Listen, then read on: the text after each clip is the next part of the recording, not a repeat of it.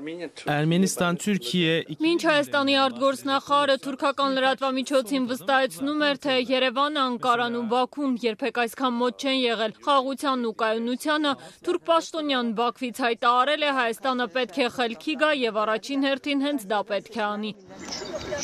Թուրքիայի պաշտպանության նախկին նախարար, այժմ թուրքական խորհրդարանում պաշտպանության հանձնաժողովի նախագահ Հուլուսի Աքարի այս հայտարարությունը հնչում է հայ-թուրքական բանակցություններից բառացիորեն մի քանի օր անց։ Թուրք պաշտոնակիցների հետ հանդիպումները Երևանը դրական է գնահատել։ Հայաստանի բանագնաց Ռուբեն Ռուբինյանը սակայն այդպես էլ չի հստակեցրել ինչու է Անկարան ձգձգում։ Երկկողմ պայմանավորվածությունները միայն շեշտել էր Հայաստանի մեղքով չէ։ Մենք մեր կողմից մեր անելիքը արել ենք եւ սպասում ենք, որպեսզի թուրքական կողմը կատարի։ Այդ հետաձգումը ինչով է պայմանավորված, բացատրություն կար։ Նորություն չկար։ Եվ մինչ Երևանում սպասում են երրորդ երկրների քաղաքացիների համար ցամաքային սահմանի բացման ուղղված Անկարայի քայլերին, Էրդողանի մերձավոր դաշնակիցը Բաքվում թուրք-ադրբեջանական միասնական բանակի ստեղծման աշխատանքներից է խոսել եւ հավաստիացրել գործընթացը շարունակվում է։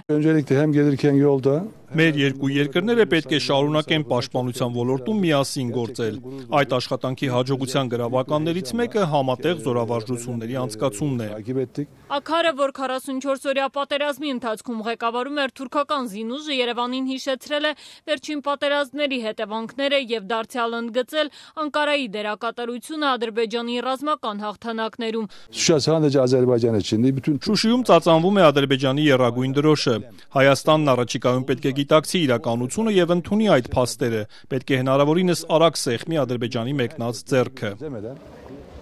Երևանն էլ հայտարարում է, որ ինքն է մեկնել իր ձեռքը, բայց Ալիևի վարչակազմը չի շտապում սեղմել այն։ Կողմերը մեկ ամիս առաջ են հայտարարել խաղաղության պայմանագրի համաձայնեցման մասին, բայց փաստաթղթի ստորագրման համար Ադրբեջանը պահանջում է, որ Հայաստանը փոխի սահմանադրությունն ու լուծարի ՀՀԿ Մինսկի խումբը։ Սրան զուգահեռ արդեն մի քանի շաբաթ է Երևանը սուտ է որակում Բաքվի մեղադրանքները, թե իբր հայկական ստորաբաժանումները կրակ են բացում ադրբեջանական դիրքերի ուղղությամբ։ Հայաստանի ռազմական գերատեսչությունն է լուսանկարներ հրապարակել, ցույց տալու, որ ադրբեջանցի զինվորականներն են թիրախավորել Սյունիքի մարզի բնակավայրերի քաղաքացիական ենթակառուցվածքները։ Թուրքիայի խորհրդարանի բարձրաստիճան պաշտոնյանն այս հարցին էլ է անդրադարձել, բռնելով Բաքվի կողմն ու Հայաստանին մեղադրելով հրադադարի խախտումների համար։ Հայաստանի կողմից հրադադարի ռեժիմի խախտումներն Ադրբեջանի հետ սահմանին զուր ջանքեր են, դրանով ոչնչի չի հասնի։